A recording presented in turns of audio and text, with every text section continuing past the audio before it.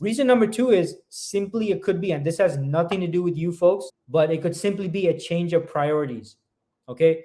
Unfortunately, this happened, folks. I know it's disappointing. I know that it's one of those things that you might never hear about from the recruiter. The hiring team said, okay, we want you to put a pause on recruiting for this role because we have another urgent need that came up. Or maybe a different hiring team reaches out and is like, hey, look, this is the high priority right now.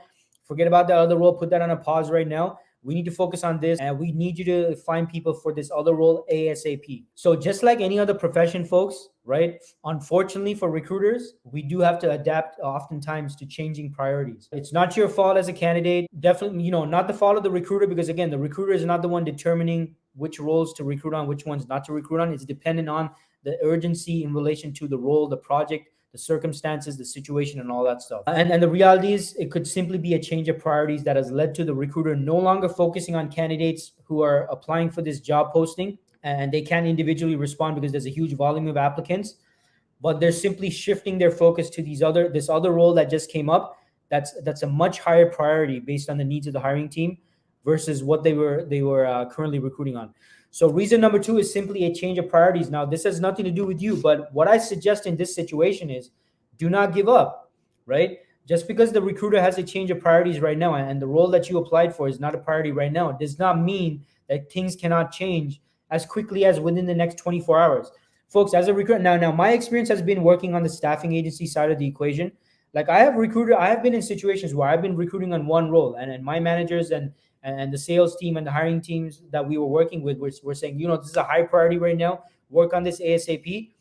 And in the next few hours, they're like, oh, you know what, put a hold on that. We just had something else come up. We want you to work on this role ASAP, and you can get back to that other role afterwards. And then suddenly, as a recruiter, I got to switch my focus to this other role. So I'm like, bam, bam, bam, bam, bam, trying to find these other candidates for this other role, submit those candidates. And now I can shift my focus back into that original role that I was recruiting on, which could be within a couple of hours, which could be in a couple of days. Sometimes, unfortunately, in a couple of weeks, folks, right? But the fact is, I do eventually, unless the hiring team cancels that requirement or says, no, we don't need people anymore, or that project is no longer moving forward, that's a different story. But oftentimes, the recruiter does revisit that initial role that they were recruiting on. Now, what does this mean for you as the candidate? This means you got to follow up, folks. That does not mean give up, okay? That means you need to stay in touch, stay in communication. Don't take it personally if the recruiter is not responding, right? Now, me personally, I do make every effort possible to respond to candidates who are reaching out to me and who are following up. I do that personally myself, but not every recruiter out there is going to do that. And you should not expect every recruiter out there, folks, to do that, all right? And if they don't do that, don't take it personally.